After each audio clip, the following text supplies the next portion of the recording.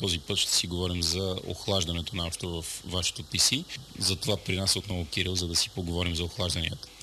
Естествено, със всеки различен вентилатор си идва и нивото на шума. То трябва да е, доколкото разбираме, оказано на опаковките на повечето от вентилаторите. И все пак, за мен лично, аз нямам една готова цифра в главата си. Каква е разумната граница в децибели за нещо, което ще е поносимо тихо? Разумната граница за децибели за нещо, което ще е поносимо тихо е между 20 и 30 децибела. Вече ако искате абсолютна тишина, нещо под 20 децибела, едва ли, поне аз не успявам да го чуя. Разбира се, има хора, които са с по-чувствителен слух и успяват да чуят, но под 20 децибела вече е много тихо. Над 35 децибела, 40 вече влизаме в раздела екстремно охлаждане и доста шумни с тези охлаждания. Тук виждам на компютъра, който набързо събрахме. Това е един абсолютно пълноценен компютър. Едно доста интересно, поне за мен, охлаждане, като определено в интересното не включвам неоновото осветление. Това е по-скоро това, което ми е особено интересно, че тук през цялото време перката се върти с различни обороти. Обясни накратко за какво става въпрос. Освен това, сигурен съм, че зрителите на GameGate чуват чудесно колко е шумна тая перка, въпреки че тя наистина охлаждат чудесно. Защо се сменят оборотите и как точно се случва това? Това е по-скоро характеристика на самия процесор и чипсет. Това е AMD 64 система с Opteron процесор. В момента е пусната така наречената технология на AMD Cool and Quiet, която има за цел да оптимизира оборотите на въртене на вентилатора спрямо температурата на процесора.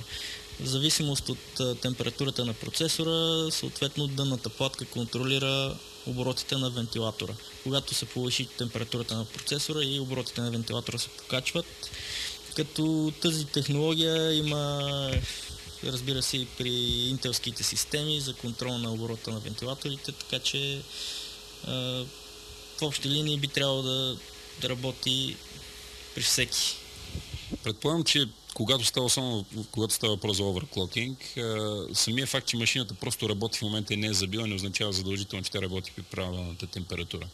Предполагам, че най-добрият начин да се следи как стоят нещата е с правилното приложение. Има ли такива наистина добри и надежни приложения? Някой, който може да ни цитираш по памет, особено ако е фри, евентуално.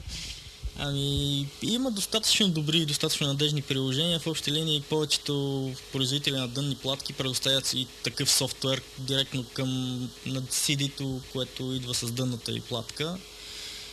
Като да речем други странични програми, които също могат да следят това, са Motherboard Monitor, е един от вариантите. SNTemp, това е също една тестваща програма.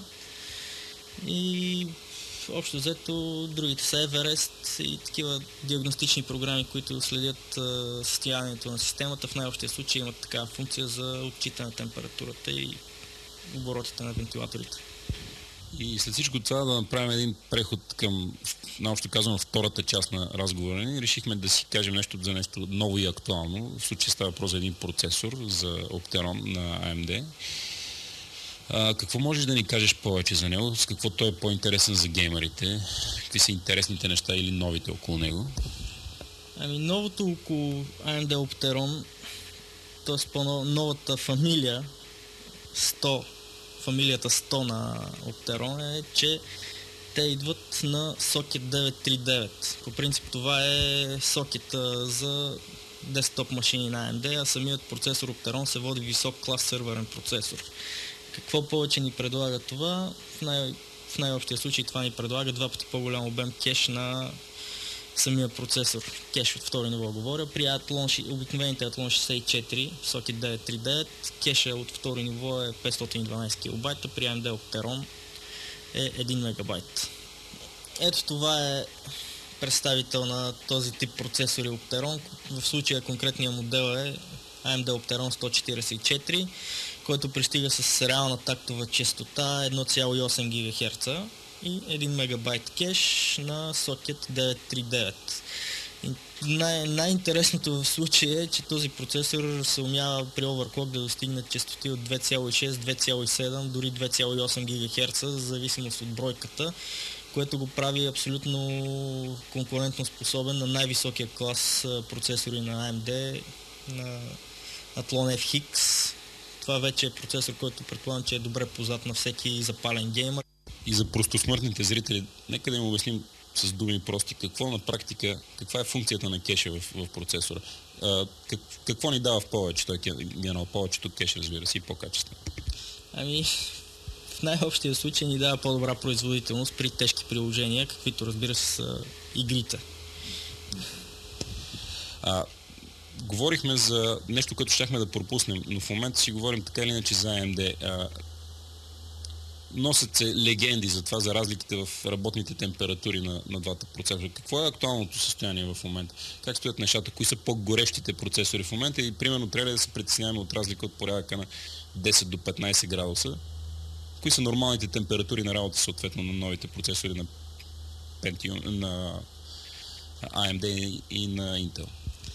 Преди време се носиха легенди точно за горещината на AMD процесорите, за така да не кажа радост за феновете на AMD, не за Intel. В момента положението е коренно различно. В момента AMD процесорите са много по-студени от тези на Intel.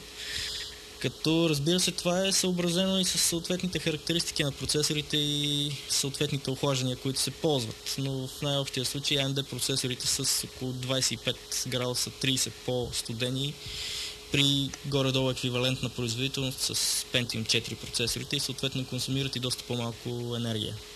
Това разбира се не трябва да ни плаши принципно, просто трябва да имаме едно на ум, ако сме преценили, че ще работим с Intel процесор и да се погрижим малко по-взискателно към охлаждането, предполагам, иначе не би трябвало да е страшно. Нали?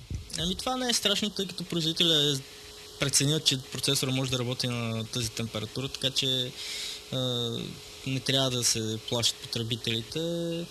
Да, при Intel би трябвало да се обърне малко по-добре внимание на самото охлаждане на процесора. Сега съвсем скоро се очаква да излезат новия технологичен процес на Intel, т.е. процесорите, произведени по новия технологичен процес, за които се твърди, че също са доста студени, доста по-студени от сегашните прескоти. Добре, накрая един практически съвет. Окей, ясно е, че когато машината ни забие, евентуално това би могло, една от причините би могла да бъде, че евентуално нещо е прегряло, температурата не е правилната. Но има ли други притеснителни признаци, за които трябва да следим, които, освен разбира се, след като сложим ръката на кутията и отдръпнем, защото сме се опарили. Не вярвам да се стигне. Но има ли такъв признак, чисто визуален или какъвто и да е, от който би трябвало да се притесним и да проверим каква е работната температура в момента? В повечето случаи, за да разберете каква е температурата, ви трябва на допълнителен софтуер или да го погледнете от BIOS-а. При Intel, процесорите при Intel си автоматично намаляват тактовата си честота при достигане на определена температура. Тоест почват да работят по-бавно приложението като начало. Да, това е като начало. При AMD се усеща едно, как да го нарека, насичане на самото приложение. Така че когато нещо такова ви се случи, добре е да погледнете при какви температури работи системата и евентуално ако температурата е извън нормата, да потърсите някакво решение.